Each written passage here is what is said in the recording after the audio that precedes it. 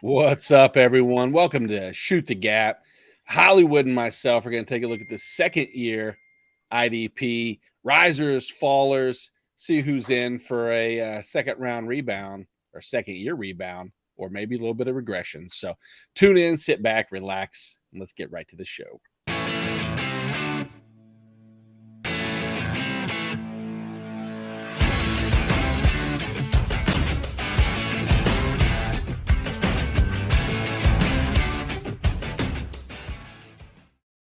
What's up, buddy? How you doing, man? What's going on, man? Doing pretty good. Happy early Father's Day to you and all the fathers out there. All right. It's not a bad weekend. Big day for us. It is. Get one day a year. Where let me ask you a question: are you still the one that's handling the grill and the cooking and everything else? Yeah. Ain't no way I'm letting nobody else touch my grill. It ain't happening. So you won't even sacrifice and say you'll take a day off to give yourself some relaxation. You'd rather have it done right. That's right. That's right. It's okay. Me, my music, maybe a cold adult beverage or two. Possibly. Sure. Yeah. What's the proper drinking start time for Father's Day? Do you get the before noon thumbs up? Not that you may need a thumbs up or might not, but is that a special? Is that vacation time? It'll be too late for the thumbs up.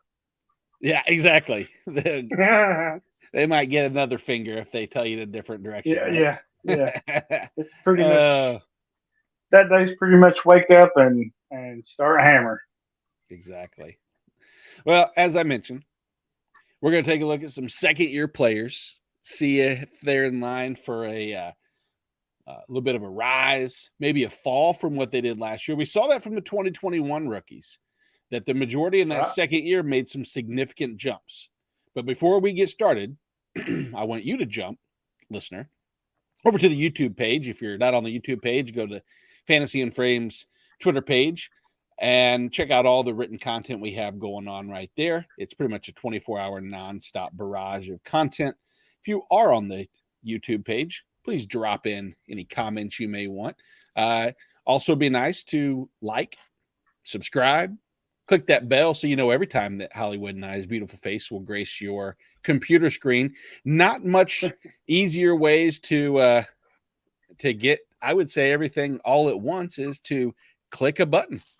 Click a button, you get it all, and you will get, I believe, some of the most pertinent content out there right now. How are you? So, second year players. Are you, Hollywood? I know you're a Debbie guy. I know you're big into following all that along. I personally am not necessarily. And so for me, I'm a little trepidatious with some of the rookies. Kind of wait to that second year. Clearly, I could have been in on some of the guys from, the 21 rookies and taking some of their rookie seasons and seeing that players like Nick Bolton can finish as an LB2, right on the cusp, the outside of that LB2. Honestly, though, we know there's a little bit of a learning curve, and that jump we saw from 21 to 22, for me, was paramount. Using just the fantasy and pro scoring, Hollywood. Let's keep it simple. Let's not jump around and try, even though we may all agree there are different scoring formats that we may or may not like better. I know there's some that I like better. It's irrelevant. The fact of the matter is, scoring is somewhat kind of scoring, and changes, albeit positive or negative, are there. If you look at the defensive line, 21, not many rookies to even contemplate. So let's move to the edge. And that's where we have players like, Jalen Phillips, Gregory Rousseau. Both went from Jalen Phillips was a defensive line 3 at the end of the season. He ended up as a 2, a low end 2. Gregory Rousseau, on the other hand, dropped, from 22 to 35. Insignificant, real big changes. I want to look at the edge rushers from the rookies from last year, and I believe there were a few that could make a significant impact.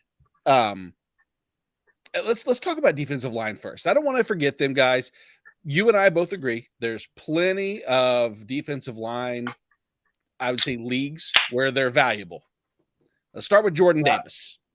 Jordan Davis, the preeminent defensive line, mix and matcher. Not getting a ton of snaps necessarily. The rotation in Philly is pretty heavy.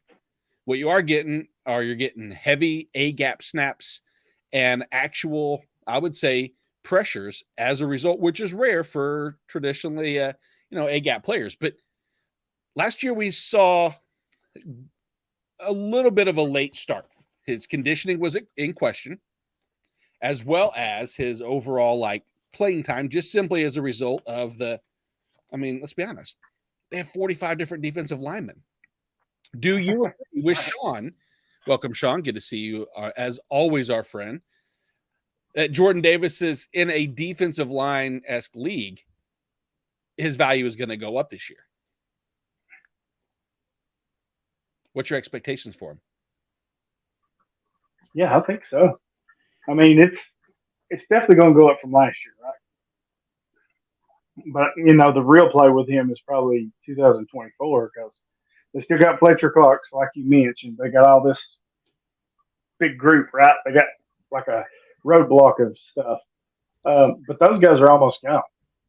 Fletcher Cox is close to retiring. You can put Jordan Davis in his spot. So, and now you've got Jalen Carter to put beside him. So I like Jordan Davis. I think where you can get him now and what he's going to give you is going to be pretty sizable, even in a rotation, because that's probably what he's going to be in as a rotation. So, going in, not to expect a lot. So, but I think that jump will be pretty good this year. Yeah, like you said, I think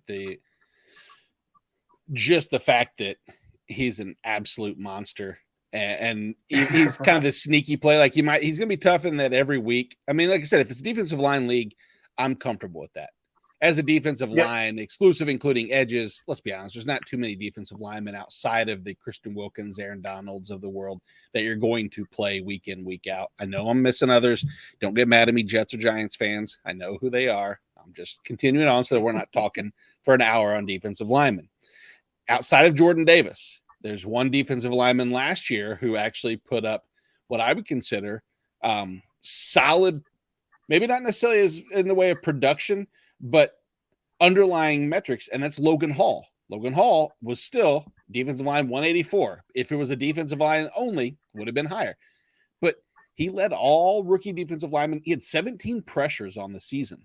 From a rookie with so many interior A and B gap snaps, I find that rather impressive. The concern with Logan Hall is that despite that, he had 12 total tackles on the season. He had more pressures than tackles, which typically is not a great indicator for fantasy success, correct? Right. But it's pretty impressive to have more pressures than you do tackles. I know. I mean, that tells me he's getting back there, right? So that tells me he's maybe if you've got a defensive tackle league with sack premiums, he's getting the pressures. That's half the battle right there. If you can get there, you go. And that's key. And that's, do I expect him to replicate the pressures? I think so. I think that's a sign. He played enough outside too that they did have a tendency. Right. They moved him around. So I'm comfortable with the fact that I don't feel that there's a ton, in my opinion, my 2 cents only.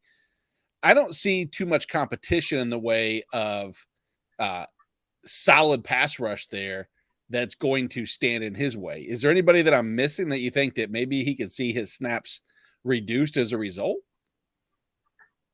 Because I don't think so. I don't know who it would be. I mean, the only thing I can think of is Kalijah Kancey coming in and potentially causing that. But I think that, I don't know. I think that there's a case to be made that maybe Kancey kicks more outside and Hall stays inside. Right? That's what I'm kind of thinking too. And I wasn't sold on Joe Tryon necessarily. Which, if you think of it from a fantasy point, that's maybe not a bad idea. If you start them both, right, or play them both together. Yeah, I mean, if they're moving around, probably, if Kancey's doing what he's supposed to, then Hall's going to have a lot of opportunities there. Exactly. I could see Kancey playing more the role, Greg Gaines, who they brought in to play defensive tackle next to Vita Vea, Right. and letting them. Again, we know Tampa's offense is not going to be fantastic, so there's a very good opportunity that they could be on the field enough. Hopefully, they're leading, so you can get a little more pass rush snaps. But something tells me with that team, a lead will be a little challenging to come by.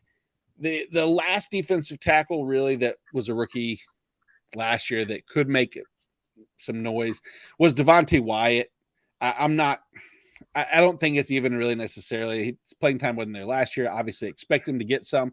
Am I missing something with Devontae Wyatt, or is it more just one of those, speculative kind of monitor situations for defensive tackle leagues? Yeah, I mean, in dynasty leagues, he's still worth owning, right? I mean, they're going to get better on defense. That defense is going to be on the field more, but they're going to get better as some of these young guys start to develop. And I think White's going to be a big piece of that. So, they got Van Ness and those guys, so they got to put some more pieces around them. But for a defensive tackle premium league, yeah, I mean, he's worth a shot. Yeah, and he definitely slips outside more than some of the than like Jordan Davis and some of the other guys. But as we're talking about outside edges and outside rushers, what we know is that the edge rushers from last year, at least some of the ones that we had a chance to watch, are, I think, an impressive group, a mix and match of players that came out of the gate, obviously production-wise, some that crept into that as the season went on, and then others that, from an injury standpoint or just a playing time, didn't have quite the opportunity that might be in a better position this year. We can start with the obvious, Aiden Hutchinson. I mean, from a second-year standpoint, he was already Fantasy Pro scoring the defensive line number 20 overall, top 20 as a rookie. The amount of ability that young man has clearly states that he is in line to be I think a top 12, top 15 pass rusher, or at least a defensive line. What's the ceiling for Aiden Hutchinson in his second year? Man, it's got to be better than what he did last year, right? Now, granted, he's going to see teams have got a full year of his tape, right? So they're going to scheme him up and they're going to try to take him out. So, but man, that's a pretty good rookie year, right? 53 pressures, 9.5 sacks, 15 QB hits. That's pretty impressive. So I think he's that good. So I think the potential to be better is there, but maybe the way team scheming stuff. If he can give me 50 tackles and 10 sacks, I'm good with that. I mean, I know that ain't much of an improvement. That's about where he is, but I'll take that. Yeah. And there's a direct relationship to him and another rookie in James Houston, who might not be getting the publicity or the hub, but James Houston had the highest pressure rate of any rookie last year. Granted, again, limited snaps can obviously skew that, but that sneaky solid defensive line for the Lions, when you throw in, really, to me, I mean, I don't know what to take out of Josh Paschal. Not super huge, but he's okay. Yeah, and then you have I don't know how to say Romeo Okwara and upside, but there's a case to be made that if you can get pressure from the middle between Kaminsky, Buggs, and McNeil, you can just let Hutchinson, Okwara, James Houston all kind of just try to get at the opposing quarterback. Exactly. And I think you've got it right. Okwara he's the third of the three, right? Yeah. Because you're going to start Hutchinson and you're going to start Houston, and we were talking about Hutchinson being so good, for him to continue that, he kind of needs Houston to be what he was last year too, right? Mm-hmm. And maybe he's going to have a bigger role as far as snap count and share. So I think it's a yin and a yang, right? They both kind of need each other. So yeah, I do too. And I think that, again, I think Houston goes untalked about. 6th-round pick, limited snaps, underrated, man. But the production was definitely there. There's no doubt about that. The next edge rusher from a rookie standpoint, who to me, I obviously seeing him week in and week out, was Furious George, if you will, George Karlaftis, who was second amongst rookies in pressures.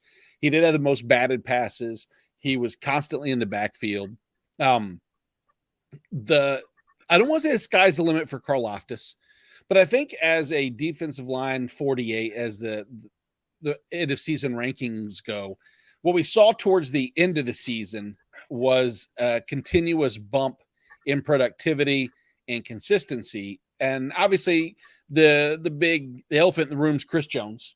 No one knows what Chris Jones is going to do, but Frank Clark's now gone. And so as long as they don't bring in Danielle Hunter and some other pieces that they've talked about where you worry about the snaps maybe being limited, and I think that would just affect FAU more than it would Karlaftis. Is Karlaftis a potential? Right. Is there enough upside for him to finish as, say, a defensive line 2? Because let's look at week 12 on. From week 12 on, when he really started getting his groove, he had a sack in 3 straight weeks, 12, 13, 14, took a week off against Houston, and then finished the season with, again, 3 straight sacks, 2.5, that half sack in Vegas. So here you have 5.5 sacks over his last 7 weeks. The obviously prorated production is not something I'm going to ask you to extrapolate over a full season, because he would then have 17 sacks. I don't think that's in the line really, but double digit sacks, yay or nay for George Karlaftis? Oh man, it's a tough one. I would set the over under 9. Yeah. No, you know what? I would take the over, because I think he's 9. I would push her over, right? So I'd take the 9.5, because I think that's kind of where he's going to be. I mean, he had what? He had 6 last year with 33 tackles, and he played 730 snaps. So he's going to see, with Clark gone, he's kind of the dude out there, right? Because he's kind of showed he could do it. So now they're going to make him prove it. So he's probably going to be pushing 850, 900 snaps. So that's the opportunities are going to be there. So yeah, I think he's 9.5. I think is kind of where he slides in. His ancillary production in like I said, the batted passes, pass deflections, he had 7 of them, 10 quarterback hits. That is crazy for a defensive end, especially a rookie, right? Right. To have that wherewithal to be able to get his hands up at time and learn that, it's a good sign going forward. But again, the Chris Jones situation is the one that concerns me, because that pressure up the middle just makes his life 10 times easier. The hope around Kansas City and around here is that he gets taken care of. Supposedly, he wasn't at mini camp. Someone said that Chris Jones, didn't appear at the ring ceremony, and that he's really holding this, playing this holdout to the best of his ability. So we'll see. Time will tell. But George Karlaftis, number 1, I love the nickname Furious George. Number 2, I think that there is definite upside. He kind of, I think that if you look at the defensive line, the edge rushers from last year, the change, like that Jalen Phillips jump from defensive line 34 into that 23 is where I could see him going from like that 48 into the defensive line 3 equation. Like I'd say I probably have him at like 35, 36 preseason. I worry about the tackles. The tackles just not being there. You're relying upon sacks, but I'd say that's pretty close. Okay. It's pretty close. Well, good. I think. Let's see. I need to do my final rankings better, or my first rankings, first and final, however you want to look at it. Yeah, I've not done mine either. I think I'm going to do them like at the end of July, maybe. If the St. Louis Cardinals continue losing every game, football season will be here a lot faster for me than I wanted it to be, and I'll have plenty of more time for sure. How about those Cubbies winning? Man, watch out. Grinding, man. We got the curse of William Contreras in us now, and we can't shake it. Right. People couldn't shake the pressure that Kayvon Thibodeau was producing last year. And as the season unfolded, really, this last couple weeks 15 through 17, small sample. I know that. Not questioning me picking and choosing small samples to fit my narrative, but that's what I want to do, because if you can't do that, then the person to me is utterly worthless. But 15 to 17, 23 tackles, 5 tackles for a loss, and 2 sacks. Again, not expecting that over the course of the whole season, but what we did see out of Thibodeaux is we see him finish as a middle of the pack defensive line 3. I think that the pressure and the opportunity, I guess, in New York to continue and get better. Because let's be honest, I don't think they've necessarily missed on outside edge with Azeez Ojulari, but I want to say that I think that there's room for improvement, and Kayvon Thibodeaux is definitely one that they are seeing that out of. So Thibodeaux, better or worse than the defensive line 30 come season's end, do you think? Someone base this on a 14-team league as an average, so it's 28. That's early third. I think he can be better than that. Okay. I mean, I said, he can be in that 25 to 30 range. If he has a good year, sure, he could easily be in that range. Yeah, the pass rush skills are definitely not in question. We don't worry about that. It's, overall, he still got close to that 50 tackle plateau, just a tackle short at 49. The 4 sacks could easily turn into 8 or 9. And then you add in the ancillary pieces again, a couple forced fumbles, a couple fumble recoveries, and the QB hits, which he had 13 last year. And I think that there's definite upside. I don't see regression. Yeah, he did. Yes, he did. I overlooked that. 5 of them. So, yeah, I think Thibodeau's an easy one to kind of just get lost in the shuffle there that I do want to pay closer attention to. I think the next name on the list is the one that is probably, I mean, there's a case to be made that people, he was a rookie. I get it. It's only his second year. To say he's a full avoid is crazy, especially for the number 1 pick overall. But Trayvon Walker has to be looking to rebound. He played the second most pass rush snaps of any rookie last year, and it led to an 8% pressure rate. I know there's room for improvement. I know that as a rookie, pressure rate isn't the end all be all, but where are you feeling Trayvon at this year? Yep. Yeah, he's kind of tricky, right? So, I hate it. Yeah, it's. I mean, like you said, he's right at the 50 tackles. I want to see those pass rush numbers come up a little bit, right? He only had 3.5 sacks, and it doesn't look like he does a lot as far as pass deflections. He only had 2, so I don't know. I mean, he's not going to be in your top as a defensive end. He's not going to be in your top 28, I don't think, which is LB1 and LB2 on a 14-team league. Mm-hmm. So that puts you from 29 to 42 as an LB3. I mean, as a defensive end 3. Yeah, he could be in that range, I think. So D3, I think maybe is fair. I think. And so here's the thing. Sean, like you said, he should be able to eat against those AFC South teams, and I don't disagree. The offensive line of the AFC South collectively is pretty porous at best, and he should.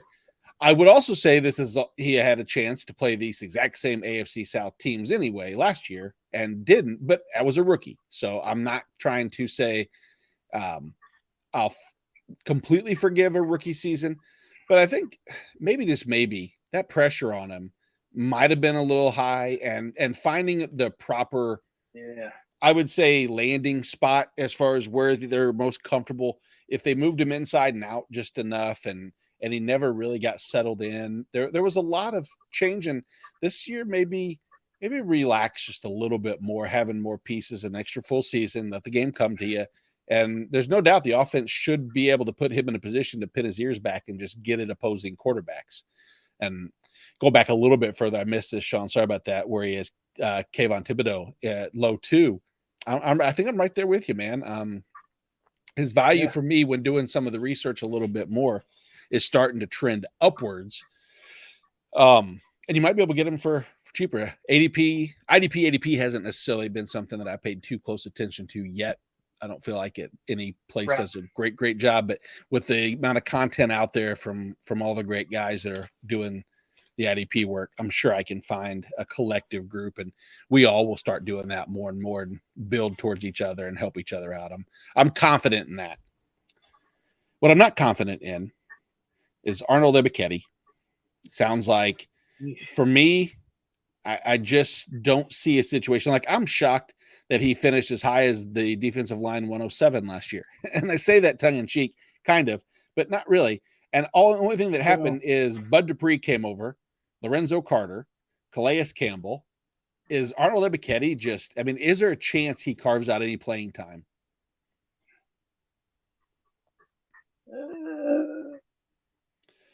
That says enough. I don't know. I mean, he played 516 snaps last year. So, you know, with Dupree coming over and they drafted, who's the kid they drafted? Atlanta? Yeah. What the hell am I drawing a blank? I am too. Wait. Oh, I don't even know. To battle with this year to battle Ebiketie? Yeah. Nothing. I mean, what, Zach Harrison? Yeah, I think he'll battle Ebiketie. I mean, I think neither one of them are going to see enough playing time. Exactly. Yeah, I mean, you're not going to like. Yeah, I mean, Dupree is going to be the guy that hurt him, right, or hurt his value. Mm-hmm. Well, for me, I also think that, you know, Caden Ellis showed last year that he has pass rush chops, at least that ability to do so. And, you know, coming over with coaching staff and everything, I feel like he's going to eat in Bud Dupree. That it's just, there's nothing on that defense outside. I mean, there's a lot on that defense. I think the defense made strides. They got much better, but you know, it's like we said, and like Sean says, Lorenzo Carter and Bud Dupree are his guess. It's my guess as well. Caden Ellis is more of a weak side. That's the other guy, yeah. Lorenzo Carter, yeah. That's the only two. I don't necessarily see much room. I think the upside last year for Ebiketie was based on the fact that there was nobody there. There was no competition necessarily. Exactly. And there was a path to opportunity, which. So let me ask you this. Would you rather have Ebiketie or D'Angelo Malone? Because they took them both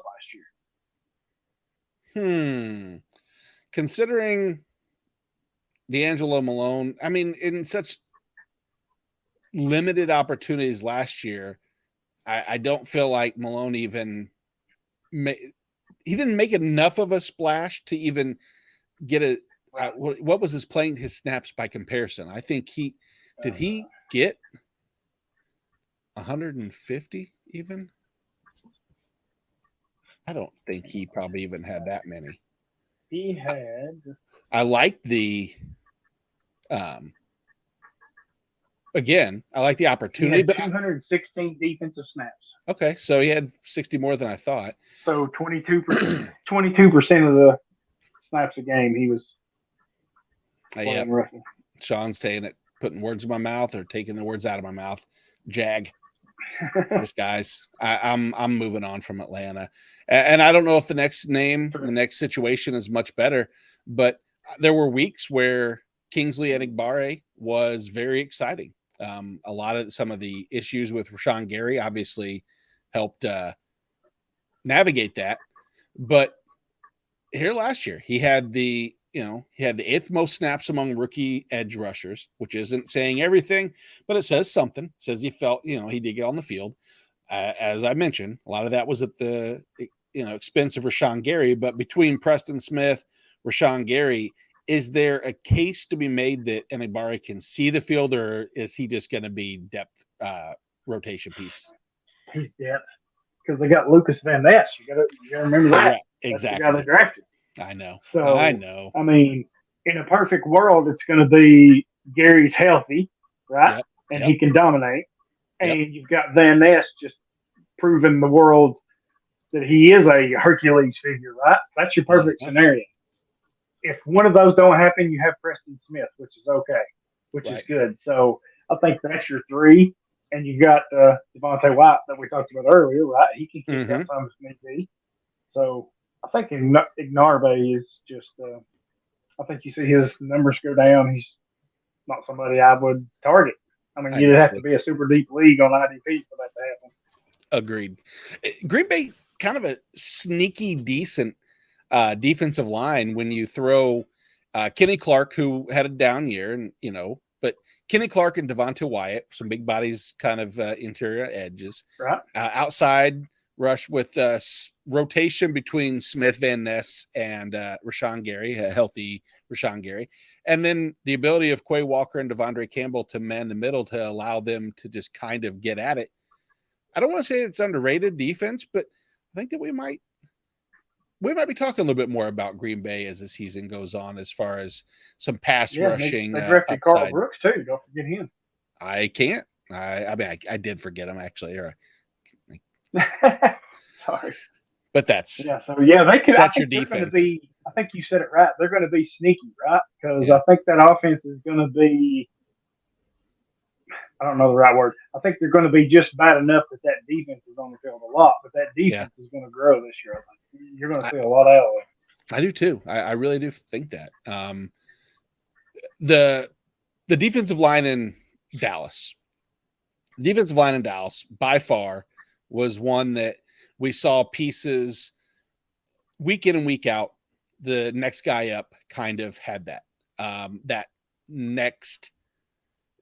little bit of buzz around him. We know DeMarcus Lawrence, Odighizuwa, we know has that, flash. We saw especially his step from 21 to 22 was as big as anybody, because Osa went from defensive line 112 in 21 to where he had enough pressures and enough upside to finish as a defensive line 63. In a defensive tackle league, Osa was very, very beneficial. Yeah, if you look at his actual numbers, it's sneaky.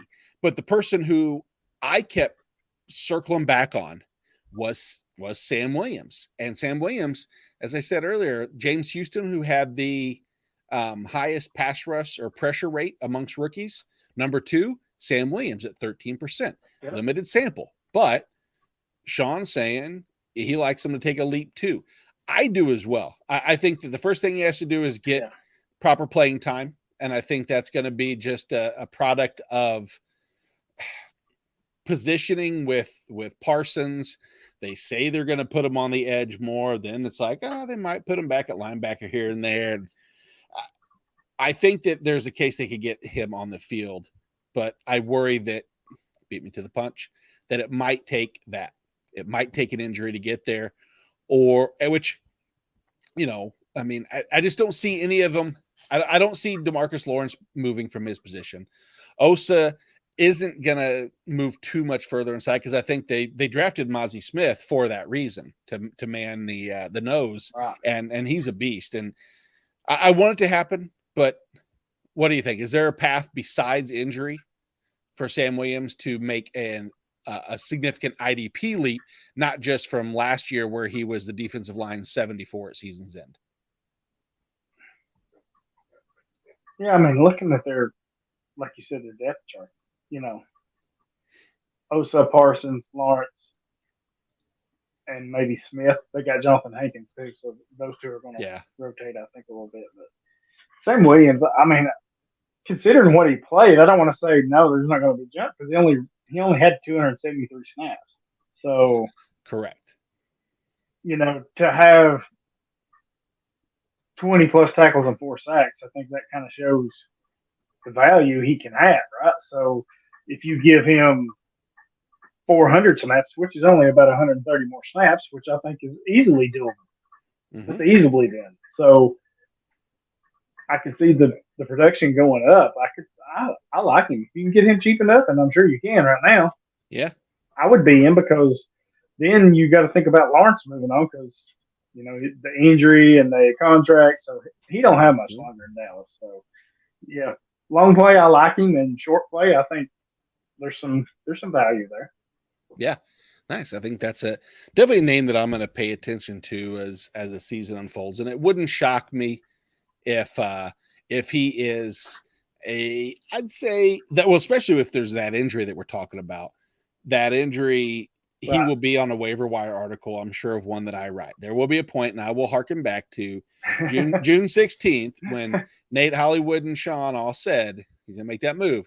In Dynasty, he's definitely a hold. I think that maybe he's a buy in Dynasty. Maybe people aren't, they see the snaps and they're not as big on him.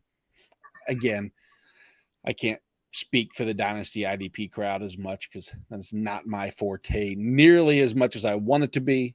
And I guess that's on me to change. So maybe I don't want it to be. It is. I know what San Francisco wants. They probably want someone opposite Bosa to have some production and have a better than 7% pressure rate. And that is what Drake Jackson had last year.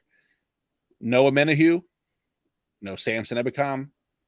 Is there a path? Number one, let me ask you this, Hollywood.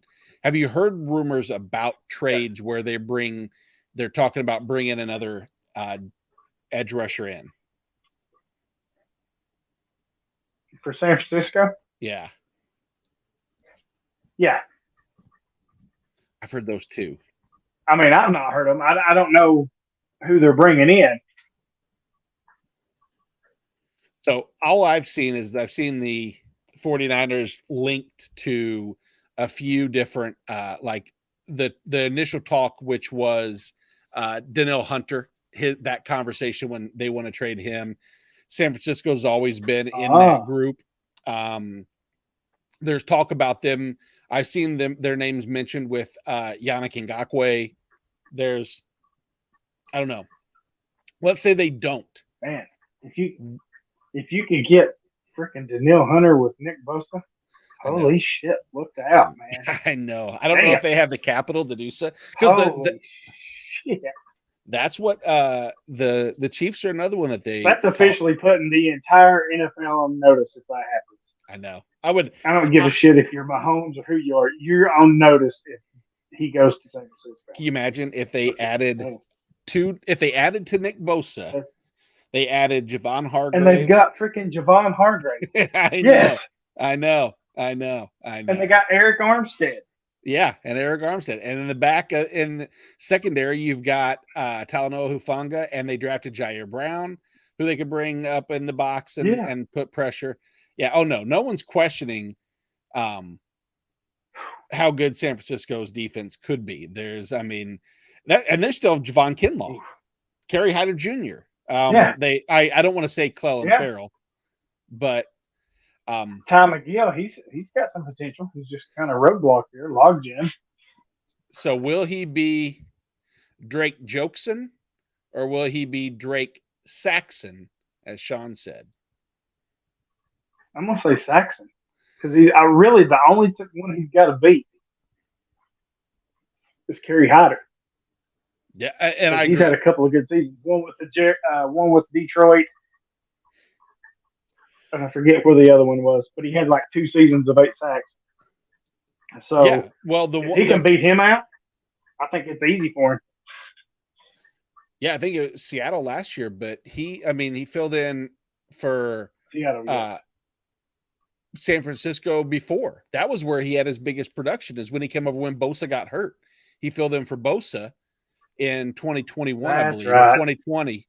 And he had those 4 or 5 good weeks in a row. Then he's unrestricted. Seattle signs him, and then he's let go again, and he signs back with San Francisco. So, yeah, you might be right. I don't think personally he has to beat Kerry Hyder. I think that Hyder's there, but I think that that's the person he has to hold off just for that. We want to see 600. Exactly. That's what I meant to say. And I know it. Because he's going to be the starter. So, yeah.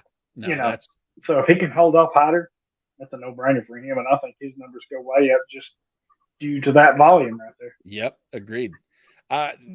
Let's round out the edge rushers with a couple yes or no, as far as do you see improvement? And if you want to extrapolate and you want to talk a little bit more, feel free.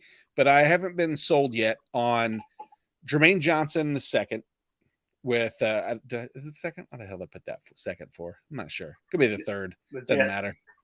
But either way, with the Jets, we all know who he is. Very underwhelming last year, of course. To be able to find playing time, he has to be able to get past players like, you have Carl Lawson there. You've got John Franklin Myers. You've got Will McDonald, who they drafted this year. Is Jermaine Johnson, again, a first-round pick from last year, so it's not like he doesn't have draft capital. What do you think? Yeah, I like Will McDonald, but I like Jermaine Johnson too, right? So I think Carl Lawson was all but done if he hadn't restructured his deal or whatever it was, or come back in free agency, because he was a cap cut. That was happening. So, and I felt like they felt okay with that, with having McDonald and Jermaine Johnson. Like you said, they got John Franklin Myers. So they got some guys, Bryce Huff. They got some guys that they can work as a rotation, right? So, I like Jermaine Johnson. If he can, he's really going to have to battle John Franklin Myers, I think, for that opposite spot of Lawson. Right? I do too. But again, long term, I think you're looking at Johnson because Lawson's probably gone. Maybe Myers is gone, so it could be Johnson and McDonald in a couple of years. So if I'm looking at that side, I'm definitely taking Johnson. Yeah, from a dynasty standpoint, or at least long term for the Jets defense standpoint, having those two with Quinn and Williams in between them is a very, very nasty upside. And they're going to have to eventually replace, CJ Mosley. I'm not sure how long. I don't know. I shouldn't knock Quincy Williams. I've just been, I don't know. I think he's good for what he's done, but that's, he's all right. So we got Jermaine Johnson.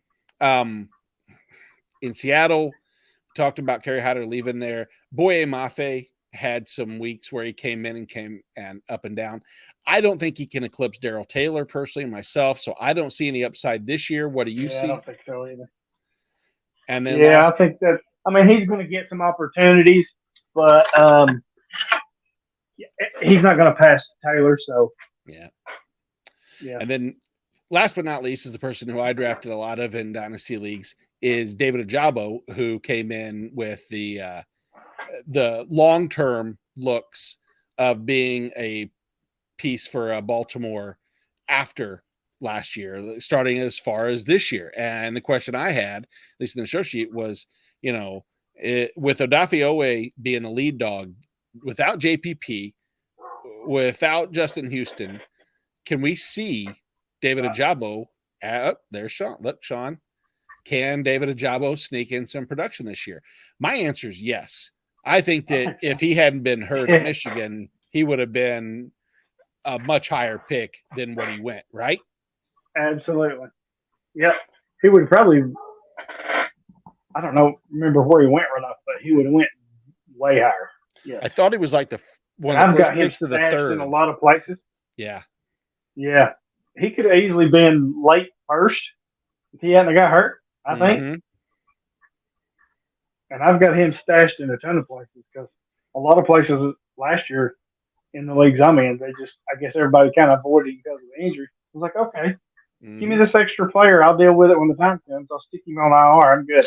Yeah, exactly. That's the way I felt. I was happy and good to see all three of us are in agreement with David Ojabo. So that kind of rounds out every edge rusher. There's a lot of linebackers, but there's not a lot of excuse me, I'd say lack of not upside, but the unknown. I want to know what people think. Like, I think it's pretty clear that most people with Quay Walker think that the path to more snaps will improve his production from where he was at last year to this year. Maybe not his efficiency necessarily, but overall numbers should get better with more snaps. He was the linebacker 29 last year in Fantasy Pro scoring. So his year-end production may be a product of efficiency a little bit, but how big of a jump do you see Quay making from 29? So like, let's take Nick Bolton from 2021 to 2022. I'm not comparing the two. Let's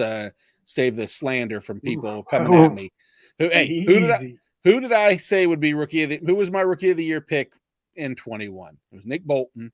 and I was, and I mean, I'm not sitting there tooting my own horn, but that was me, you, and our friend Holly or Doug and everybody, and it just worked out. He was the LB25 that year. He was the LB3 last year. Quay Walker's LB29. Can Quay Walker finish as an LB1 this year? Ooh. I'm going to say no. Yep. I think he's more of the LB2. Okay. I think he's going to have a little bit better of a year, but I don't think it's going to be enough to push him that high, right? So, because there's some position's pretty deep. So, yeah, LB2, I think is where he is. And I'm right there with you. I would like to see, just if he keeps up with some of the added little splash, if he gets another 2 or 3 sacks again, so we had 1.5 last year. If he gets that to 2 to 3 sacks, he had 7 pass deflections, which is fine. 3 forced fumbles, all those things added. But I think those were a product of how we got to 29.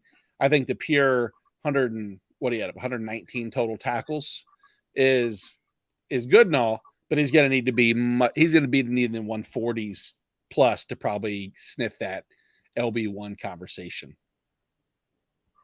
He'd have to be real close to that.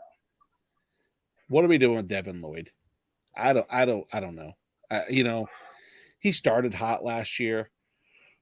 Started losing snaps. I think if you've got him, you kind of have to hold him right now, right? You can't. There's no way you can sell him. I mean, not for what you would want to get in return, because I don't think anybody's offering top dollar for him.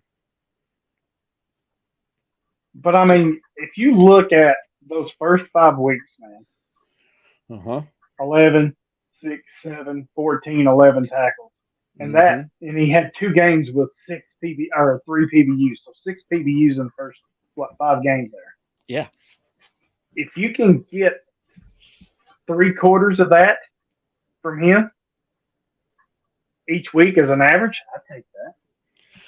Oh yeah, and he didn't play bad the rest of the year. It just wasn't that good as good as his hot start, right? So correct. And like you said, go I through still week like 6. him. I've got him in a lot of places, so I'm good to keep him if I've got him. My only concern is Chad Muma. At some point, you can't imagine that they're going to flip flop those two, but you don't see Foye coming off the field. It's just a matter of how they work. What's his contract now? I know that's the kicker. I don't know what that thing is, but it's pretty sizable. So he could be out of the picture in a year or two, maybe. It wouldn't shock me at all. And I don't know what that is. And I don't know, the inner workings of a linebacker contract when you get paid that big. Maybe he knows that opt-outs and everything. Again, I'm far from a contract expert. When over at Fourth and Frames, our friend Tyler Heil, he is very good with the contract stuff. And so, we can run that past him at some point and see what he thinks. But Devin Lloyd, definitely a hold for now. Let's hope that he replicates the first and the last. It was definitely a sandwich season. The middle was just blah. And maybe that's fatigue. Maybe that's just, them wanting Muma in. Because maybe there was a stretch where they were playing some run-heavy teams and they wanted Muma's run tackling efficiency. I don't know. There could be a number of different situations. Sean, I didn't want to miss you here. Sean thinks he could jump into the LB1 territory. I think that there's a possibility. This, speaking of Quay Walker, that is when we talked about him. I think anything's possible. I think the snap share should be there to give him the ample opportunity to do so. It's just last year there was a lot more efficiency and what to see that. The another big jump that is expected to be made potentially is in Houston with Christian Harris. And he was the LB 61 overall. We saw towards the end of the season, he started getting more and more snaps. They bring in Denzel Perryman. I think that for the most part, and maybe I am speaking for myself, Christian Kirksey is not that great of a linebacker, and I don't think they want him to see as many snaps as he had last year. True or false? Absolutely true. Absolutely. Okay. So I think it's going. Your 3 is going to be Christian Harris, Perriman in the middle, and Corey Littleton on the other side. Which I would move Kirksey or Toto or Cashman or Hewitt. I'd move any of them over there. Whatever. So for Harris, I think we see a pretty good jump. Right, he had 74 tackles last year, Mm-hmm. 5 pass deflections. So, and he only played 12 games. So a full season of him starting, I think he easily gets over 100, like 110, 115 tackles if he starts the whole season. Because let's face it, Houston's still not that good, right? Right. I know they got uh, Will CJ Stroud, not Stroud. they got CJ Stroud. Yeah, they got CJ Stroud, Stroud, and then they got Will Anderson. Yeah, they had a great draft. So even with those, so even with those pieces, they're still a long way from where they need to be. So correct. Yeah, I think for Christian Harris, I think there's a real good opportunity for him to hit 110 to 125 tackles, and I think that if he can do that, that's a pretty good jump for him in fantasy. Yeah, I mean, really, like you said, week 7 on, really week 8 on, he had no less than 5 tackles, but 2 weeks, and one was a down week against Miami, and the other one was a 4 tackle week against Jacksonville. But he had some.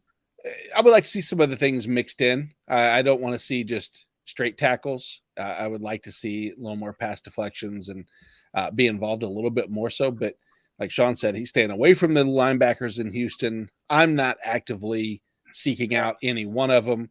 I would say that if I was looking for, long term, I'm not actually seeking out any more Malcolm Rodriguez in Detroit as much as I would. I think that there's a case that Alex Anzalone isn't long for the situation and that Rodrigo could start to eat into snaps, but I don't necessarily, I don't know. Something tells me that as much as they like him, I can see Derek Barnes working his way back in with a good camp and making a case to really cause just, playing time concerns at linebacker next to Jack Campbell. Yeah, because I'll tell you right now, Campbell ain't going nowhere. Right? No. You didn't take him at pick 18 to sit the bench and watch. So, and he's good. And from some of the stuff I've seen during OTAs, he's going to be special, man. Yeah, I'm really excited for that. Rodriguez, right? So I think it's him and Barnes kind of battling for Anzalone's spot, right? Mm-hmm. Yeah. And I don't think any of them special, but I don't know. I'd kind of take Rodriguez if he could get that spot. I mean, he had 87 tackles last year, so sure. I kind of take that. I mean, if you can get 75 to 100, I'm good. I just don't know how much I trust the fact that he's going to be able to take the majority of the snaps from Anzalone this year. I think going forward, yes. Last year. Yeah, but last year 14 last year. Yeah, and that's without having to add Campbell to the mix. Right. So he's probably in that 450, 500 range. That's what I'm thinking, which is fine for an LB4. Yeah. I'm okay with that, but not much more than that. Yep, Troy Anderson. We've talked about Troy Anderson before in Atlanta. I think that you were on the camp that you would rather have Michael Walker over Troy Anderson, or was I misspoken? Yeah, but Walker didn't do what I expected this year either, right? So maybe Anderson is the answer. 69 tackles. We saw what he could do at the combine that year. What was it? 4.44 or 4.42, whatever it was. Craziness. So right. The key is Rashaan Evans is gone, right? Yeah. So there's your hole. Whatever you think you're losing between the two, I think Evans being out of the picture helps them both. So, yeah, I mean, I think Anderson can probably get 75 to 100 tackles easy. Yeah, I think that I think that I would like to see Troy Anderson get more. I don't know why I see Michael Walker just getting a 35% of the snaps next to Anderson, which is enough for Anderson to improve upon the LB86 finish in 22. I think that's a definite possibility to be in that LB4, LB5 conversation. But probably not much more. Non-dynasty, just redraft exclusively is all I'm thinking of right now. Right. Micah McFadden was a person who I was kind of excited about as a rookie going into New York because I thought the pass rush upside was going to be something there. Bobby Okereke ruined any chances of him, as far as I'm concerned, being significant. But let's go to Dallas again, and let's talk about Damone Clark. I like Damone Clark. Obviously, the neck injury was concerning. You said, "Ick." Is that a situation of the Dallas linebacking core, or are you not a Damone Clark fan? Both. Okay, that's fair. Both. I mean, I think he was good because he got the volume, right? Mm-hmm. I think that's. I mean, he's a decent player, but he's not better than Parsons. He's not better than LVU. I think he was just a receiver of the volume he was getting and some of the talent around him, right? I mean, you're lined up basically opposite of Micah Parsons. Who you think they're going to pay attention to? Parsons or you?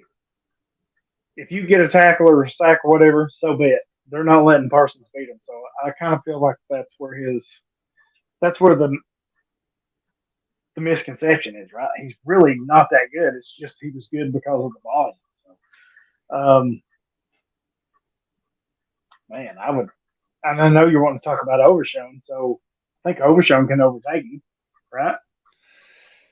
I think that they drafted him for a reason, and I don't know if that's strictly because they worry about his neck injury and if they don't like the likelihood that health will be on his side. I think it's ironic that from week 11 on, like we were talking about, the volume was there. He had the third most snaps among rookies. This is Damone Clark, that is, among the rookie linebackers from week 11 on. And during that stretch, he outscored Micah Parsons. So, I mean, not that I'm going to use again. Remember that whole sample thing where I'm going to utilize the sample size to my benefit, but I'm going to do that again. If you can say you can outscore Micah Parsons during a stretch on the same team and, same second backfield or front with their linebacking area, if you want to call it that, I'm sure there's a name for it. I don't know it. Then yeah, that's something I want to point out. I do want to point out two other names. We talked earlier about Chad Muma. We know that it's kind of a wait and see situation. Love the player, hate the landing spot. And Jack Sanborn is one that it's just disappointment, right? I know, right? It's like you got punched in the freaking gut because you probably got Sanborn off of waivers last year. You're like, yes, I got this perfect waiver wire wonder, and you think that, oh man, 2023 is going to be huge. Free agency hits, and they bring in freaking TJ Edwards and Tremaine Edmonds. Exactly. His value said gone. I mean, you couldn't even. That's horrible for him. Horrible. I know. It's Jorge. Would you tell me you see a third person here? I thought I was.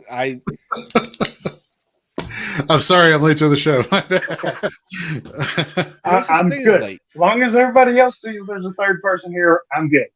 No, you're good. The listening crew, we have Jorge Edwards joining us to finalize, I'd say, this second year linebacker / defensive backs. Jumps in right at the defensive back talk where there's quite a bit of good information.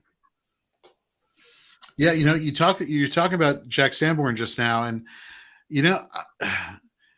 Jack Sanborn, if we're making parallels and comparisons, feels like the Tyler Algier of linebackers. You know what I mean? Like, had a great opportunity, great situation, and it's like, boom, now there goes your opportunity. Mm-hmm. But here's the thing, right? If you're in the season and you're one of those people who believes in handcuffing your running backs, and you have a deep enough bench, and you get Tyler Algier, can you make the argument of like, Sanborn still being on your roster? Full disclosure, I'm not a huge Tremaine Edmonds fan. I think that's not shocking, Nate. Over the years, good, not great, right? But yes, gave a lot of money to. Therefore, you've been on here a minute using this kind of violence. Are you a Tremaine Edmonds person? Are you a stan on him for fantasy? I'm not hating him. I mean, he's not like he's the best ever, but damn. Well, I'm just saying. Yes, exactly. Solid. Sanborn was beyond solid. He played lights out. So I'm curious as to whether or not he earns some snaps there. Obviously, it's and that's the thing with limited snaps. Does that mean his efficiency is going to be super high, where he could be somewhat fantasy viable, or is it just going to be too inconsistent with the limited snaps he's going to have there? I guess Hollywood, let me ask you question one: is he still rosterable as a linebacker handcuff, or is that not really a thing? And two, could he have some upside at all? No, I'd definitely roster him. I mean, if nothing else, what we were talking about a minute ago, injuries, right, Nate? Mm-hmm. Yep. Yeah, that's and a if tough Edmonds or question. Edwards gets hurt, you've got the backup right there. So, they drafted Noah Phil, which I didn't get, but they don't really have anybody. TJ Edwards, Tremaine Edmonds, Jack Sanborn. That's it. You've got Dylan Cole and Noah Sue, who they drafted, and Sterling Weatherford. That's your backup. So, I think there's some. If you can get him cheap enough, there's good value with Sanborn still. But in all likelihood, you're not going to get that. Yeah, I don't know if I play in a league deep enough to have the handcuff-esque role for a linebacker for any position. You'd have to play in a super deep league where you're starting like what? 4, 5, 6 linebackers. Yeah. You're starting probably 15 IDPs. I mean, it would have to be something super deep. But I think that I speak for everybody when we want nobody wants to cut Jack Sanborn. That would be the last cut off the team that when you're making your cut downs before the rookie drafts and before the season starts, that you go, Jack Sanborn or Shaq Barrett. Sorry, Shaq, you're gone. Don't need you. Got enough edge rushers. And that's probably not the best of comparisons, but it's the one that I would feel okay with, or Arnold Ebiketie. There you go. There's another name. Someone drafted. We wanted him, and he didn't do anything. We've had it's been the anti-Arnold Ebiketie show so far, Jorge. I know both of us were kind of excited about the upside for him last year, and then they just didn't do anything. But let's jump to defensive backs. Oh, go ahead, Jorge. I'm sorry. No. I was just going to say, he was on Ebiketie was on my taxi squad, and I think around February, it's like, I think I'm going to promote him now. Who do they got to rush the passer at this point? That was a stupid decision on my part. But maybe at the time it wasn't stupid because they didn't have anybody else. Then they went out and they spent 90% of their payroll on replacing the defense, and it ate him away. No. Looking back at all the positions from 21 to 22, from the rookies those years, and that's as far back as my sample size goes, Jorge. I didn't, a lot of people go back to as far as say 2010, and they use a sample size larger than 1 year. I didn't because, I didn't just want to do it. There's no other reason. I would love to say it's because I couldn't. I could, but I chose not to. So that's like saying, let me look at the running backs productivity from 2016 that's still in the league. It's like quite a few things have changed. So just a lot of things. Yeah, you are correct. But one thing that didn't change from 21 to 22, one thing that did change major from 21 to 22 is the following 3 players. Rookies in 21 that had the season they did in 22, Javon Holland, Richie Grant, and Talanoa Hufanga. Collectively, Holland went from the defensive back 55. Jorge, we're just using Fantasy Pro scoring just to keep it simple for this exercise. 55 to 21. Richie Grant went from the defensive back 186 to defensive back 9. And Talanoa Hufanga went from the defensive back 201 to the defensive back 6. Again, small sample size of players that had enough snaps to do that. This year's going to be a lot more difficult because last year's rookie, Jalen Petrie, was the defensive back 1 overall. Is there room over/under finishing better than what he did last year, Jorge, for Jalen Petrie? I'm gonna say under. Obviously, Yep. you can't really do too much when you're already at the top. I'll say this. I actually could see him being more 5 to 12 versus Me too. You know what I mean? Just because this offense, I think, is going to be that much better. You know, opportunity is plays a big role in getting the snaps, getting the fantasy upside, getting the tackle upside. I don't know if he's going to be on the field as much as he was last year. I'm not saying Houston's going to blow people out of the water, literally offensively, but I think his time on the field may be reduced. So you may see him actually play a little bit more in coverage. We see the onset of Christian Harris. We're hearing the reports at a camp that he's kind of starting to, they're talking positively about him. That's as far as I guess we'll go, right? Whether or not that linebacking core does that, obviously the drafting of Will Anderson goes a long way. So I don't know. It's obviously he's going to regress, a little bit, but the usage is kind of concerning me a little bit with how good the offense has been improving this offseason. Hollywood, what does the addition of Jimmy Ward mean for the usage of Jalen Petrie? Is Petrie going to be more of just a traditional? I don't think it hurts him. You don't like? Do you think it eliminates more the box? Safety. Yeah, I think so. But I think he's good enough that maybe you can see some other stuff, or his pass deflections and stuff out of him. And if he's just a little more efficient, right? He had 147 tackles last year, but he had 11.4 missed tackle rate. He missed 19, 20 tackles. So if he can just cut that in half, I mean, there's some of the production that you might lose right there, right back, just being efficient. Efficiency is a tough thing to predict from a gradient scale. And I think that where Jorge said with the right. Hey, let's move him into the I'm fine with having him as a defensive back one. I don't know if I want to draft him as the number one defensive back overall, but I don't know if that's what. No. Where do you like right now? I assume he's probably second or third off the board. Maybe I guess he could be first off the board too, but I don't see anybody taking him over Derwin James, no matter the health concerns that Derwin James has. Other than maybe Dynasty, Jorge, James right? Is number one. Yeah. Dynasty Petrie probably is up there. Although Derwin James, God damn, I can't quit Derwin closer, James. I think. No, can't. No, you can't. When he's healthy, he's. I mean, there's not really a lot to. Well, how about I just pull up my Dynasty rankings and find out what exactly. I know, which you can find at fantasyandframes.com under Dynasty rankings. I have them back to back. Derwin James. Yes. Just so happens that is that. I love your fashion choice tonight, Hollywood. That's a very good fashion choice.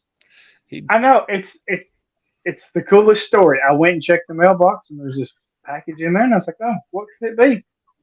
Well, it's a Fantasy and Frame shirt, some stickers. I was like, "Wow, this is cool." We're gonna have to do a ranking show coming up because I'm intrigued. I want to talk to some people that have Fitzpatrick as 2, and I like Minkah as a player. I do. I really, really do. I just, man, I don't have. Would you have it too, though? Oh, 2 overall. I mean, I'm not I'm not saying that it's ridiculous, but I would make the case. No, but you just kind of said it like you would disagree, and I was just curious to who maybe you had over him. That's fair. Let's save that for a different show. Yeah. So that I can get into that because there's still a few. No, now as much as I want to get into again? it, you don't know. You don't have to. You get to is the right phrasing. And I will have a list of all of my defensive backs and define and defend if I have to. Watch me have Fitzpatrick too, and I know where the hell I'm talking about. But I don't have my rankings done quite yet. That's okay. Let's talk about another rookie who finished extremely high in the overall. He was defensive back 10 at season end, and that was Jaquan Brisker. Jaquan Brisker is another one. Just I love the play. I don't know if I am comfortable with him repeating as a 1. Hollywood. I mean, I would be more comfortable with him as a 1 as I would Petrie. You would be more comfortable with as that. I don't disagree because I also like, I like box snaps more than I like efficiency, Right. necessity out of my free safeties. Jorge, agree? Yeah, I always follow the box snaps. It's box snaps on bad teams. Little behind the curtain there. Right, I get it. You know what I mean? It's kind of not. But if you're asking me who will have a better season, him or Petrie, based on their numbers from a year ago, right? It's got to be Brisker. Well, I disagree. I disagree just because I think the inside linebacking core for Chicago was just so bad that they had to bring up Brisker to play more of a safety, a hybrid linebacker, or that Buffalo nickel. I wonder whether or not you're going to see a reduction in box snaps for Brisker because you upgraded the linebacking core, and if they wanted to roll 3 linebackers out, they could bring a Sanborn on the field. So I'm worried about the box snaps. Could be he could take a hit with him this year. I'm not saying he's going to fall off the face of the earth. But if you had to bet, right? But if you had to bet, Petrie 147 or more, or Brisker 104 or more this year. That's what they had last year. Who's more likely? Brisker's more likely to go over the 104 than Petrie is the 147. I think. I do too, and that was in 15 games for Brisker as well. So I mean, I think that's I am just again. I do hear what you're saying though, Jorge. Is when you're talking about the necessity to bring him in the box. I still think that that's the one thing that we're hoping for is the amount of pass rush, is the efficiency, because I mean the thing is what's probably unlikely is for Jaquan Brisker to replicate 4 sacks on 7 total pressures. That's probably not a likely scenario, but with efficiency sometimes comes more opportunity. And I think that could be the thing that we could take more so, is that maybe he'll see more. Sean says, great take, Jorge, on Brisker. And I agree. I think that was something that maybe I hadn't been thinking as much as I would say the addition of that linebacking core, especially if, like you said, if you're using Sanborn as that third, I don't think they can afford to bring Brisker up into the box as frequently as they did. And you might see him play off more. And that would hamper, as far as I'm concerned, the tackle upside. So, yeah, I don't want to say I'll avoid Brisker, but maybe I'm not paying so much as attention. But let's go to Detroit. Kirby Joseph, who I really had a lot of hope and hype for, because when he came in from Illinois, landing spot was great. Tracy Walker's injury history was kind of starting to creep in a little bit, but I feel like the shine on Kirby Joseph isn't quite as bright as some of the others. He was still the defensive back 4, 48 overall he was a DB4. Jorge, higher or lower than a DB4 for Kirby Joseph this year? Man, I'm sorry. Did you say the or A, as in LB 48 or better? Okay. Man, yeah, I think that's probably right. The spot I'm looking at. It's just they just, like you said, they just brought in so many pieces on defense there. Again, Tracy Walker, if he's healthy, right, which is something we've been saying for God knows how long. Right. So I guess if that's if you're banking on let me round this out without stumbling my words here. If you're banking on the history of Tracy Walker's injuries catching up with them again this year, then you have to be a little bit higher on Kirby Joseph. Yeah. But generally speaking, I don't like to. But that's your 2 starters, I think, though, right? They are. Walker and Joseph are your starters. Mm-hmm. But what about Bobby McCain coming up from Washington? With Brian Branch, but I think he's going to be more of a D-back.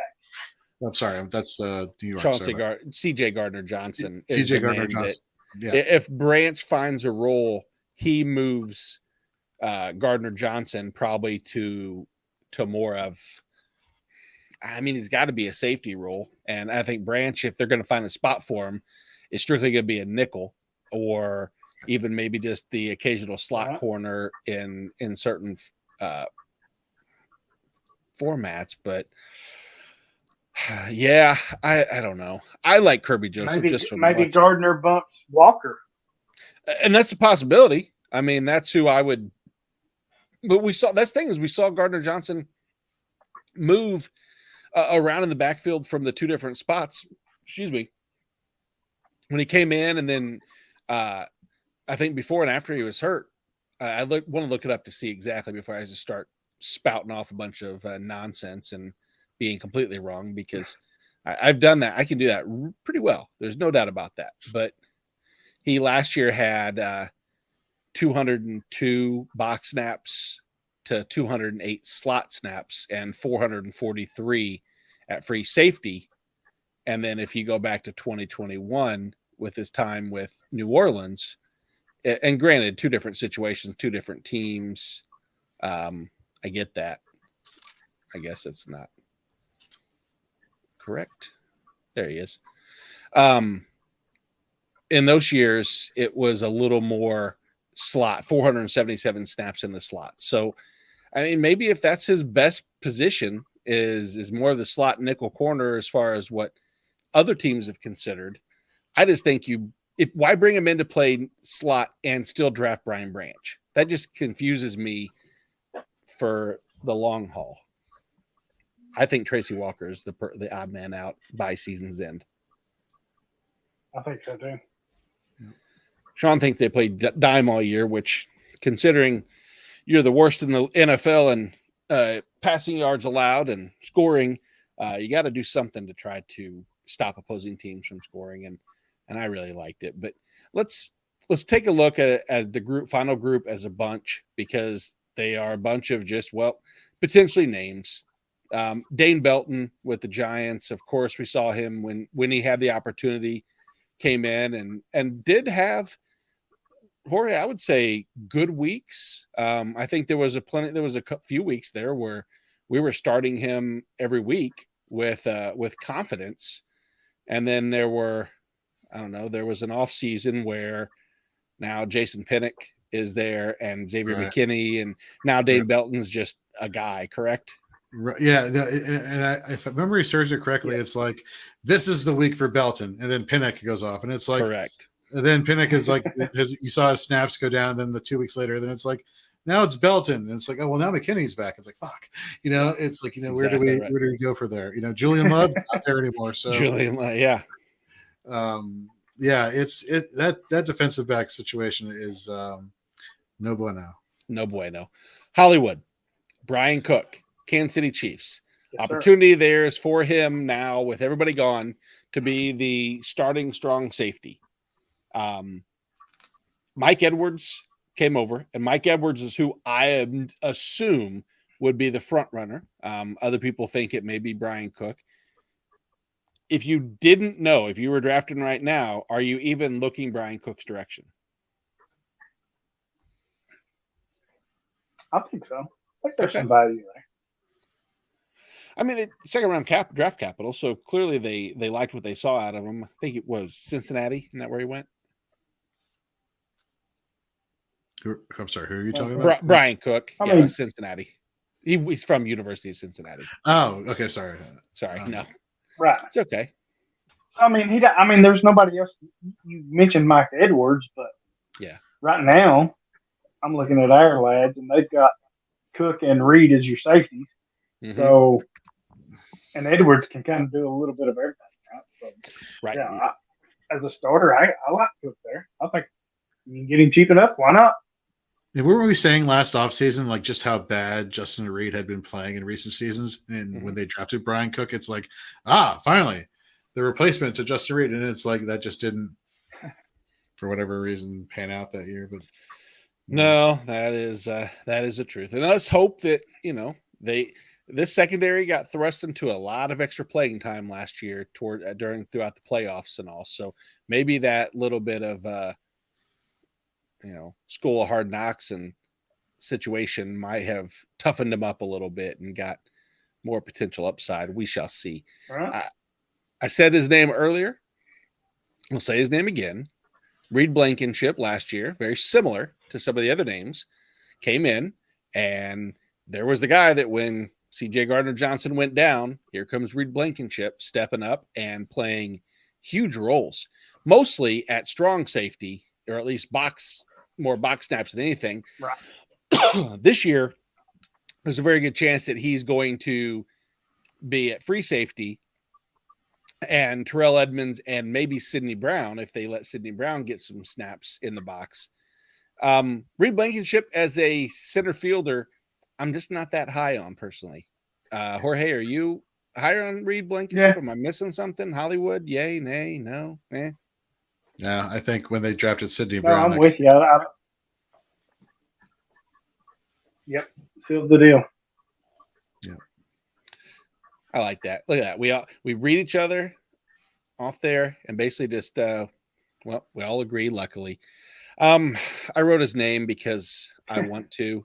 And Jorge, I think you might have seen it's hard to quit. Names. It's hard to quit. I can't. I don't want to. Nick Cross, may you always have a place in our heart. We know that the path is not blocked by tons of talent. Sorry, Julian Blackmon. Sorry, Rodney Thomas II.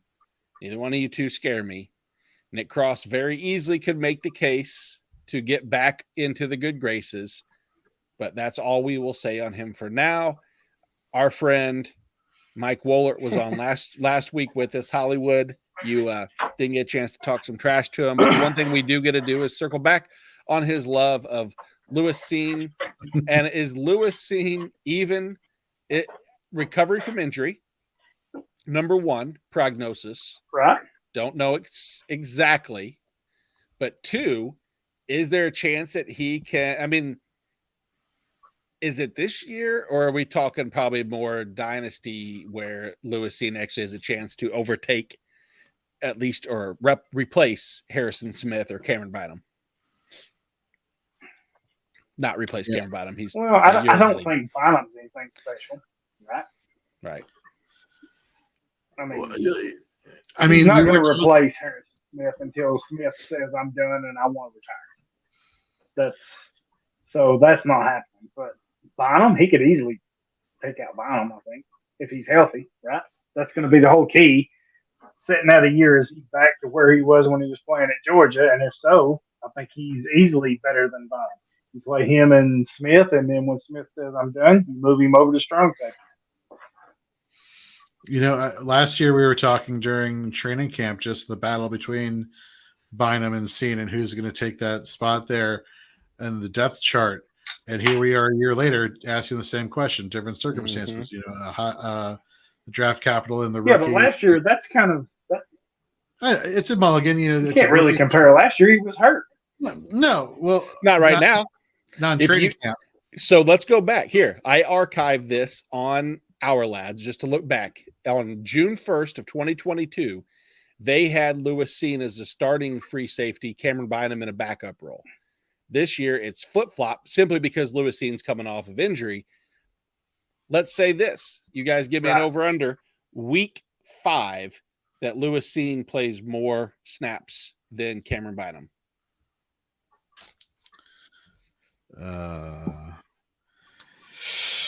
Yeah, so when I read his injury report, suffered a compound fracture in his left leg. I don't know about injuries and legs snapping and coming back the following year. Maybe that's a little too early, but you know, modern medicine has evolved over the years, right? So if he's healthy, if he's healthy, we can see that. I can see that. Yep. Yeah, I'm reading just some articles by the by Sports Illustrated through Fan Nation through the Vikings, and they have their concerns about his ability to not only not beat out Cameron Bynum last year, but Josh Metellus to even get more playing time. They worry that he's going to be buried. Sean took the over Lewis Cine plays more week 1 than who? Then Cameron Bynum. I will say we'll go ahead and screenshot this and we'll circle back in week 2. I will not take any money. I hope it happens. I would love to see it. What a great story. Lewis Cine returns from compound fracture to pierce the I don't know what Vikings defense. Piercing the defense is a compound fracture joke, which unless you know what a compound fracture is, you don't get the reference. But yeah, that might be the most horrible joke I've ever fucking heard. You know, I saw where you were going with that. You know what a compound fracture is? Yeah, your joke. It is. Wow. Boom, roasted. Gotcha. Speaking of roasted, that is the end to a fire show on the second year. Ups and downs, highs and lows, ships or dips, as they say. Again, before anything, if you are still listening here and you haven't done so, please like, subscribe, comment. Head over to fantasyandframes.com, our YouTube page, our website. Check out all the amazing work being pushed out constantly. We have Dynasty, we have Redraft, we have IDP, we have Best Ball, we have about 10 hours a week, I believe, of podcast material, live streams. We have Mocking After Dark. We have the biggest, and I would say the most comprehensive mock drafts for Scott Fishbowl, next to Jeff Lambert's Going for Two grouping. I think we're pushing close to 70 mock drafts now with full data that we will, when Tyler Heil gets everything compiled, Tyler, get on it. I think the most beneficial Scott Fishbowl rankings, ADP content info that you can find, and more to follow on that. And Jorge, I believe, if I'm not mistaken, we gave away a Scott Fishbowl spot, or really close to doing so. Was it announced? So for the mental health awareness videos, words I can talk. Yep. Videos that we'll be putting out each Monday with Zach and his wife Megan, which, by the way, for everybody out there, thank you very much for supporting those. There was a cutoff for at 11:59 last night to be eligible to get a Scott Fishbowl invite, and Zach and Megan will be announcing the winner this coming Monday. So just stay tuned for that. We also have 2 Warrior Bowl invites to give away, which we'll be giving out during one of our Mocking After Dark episodes, where we're doing Warrior Bowl settings, as well as, you know, another opportunity here. And maybe even on the show, we'll give away a spot at Warrior Bowl. Who knows? We'll see. But we got some invites to give out, and we just really appreciate y'all's support. Awesome. Absolutely. Hollywood, you are not eligible, so don't even try. Even though it would be easy money for anybody to get on. But yeah, other than that, Hollywood, Jorge, I want to thank you guys for another excellent show. As Sean again points out, we do have the biggest Taylor Swift fan possibly in our presence right here. We know it's Hollywood. If you're not here for one of these weeks because you plan on visiting her tour dates, just let us know in advance. We'll find someone to replace you. Shouldn't take much. Maybe we'll try to get Swifty on with us to discuss her IDP rankings. Something tells me they will be dynamite as well. Again, Fantasy and Frames for all of our rankings, redraft, dynasty, IDP. It never ends. So on behalf of Hollywood and Jorge, I'm Nate. We will see you next week. Later.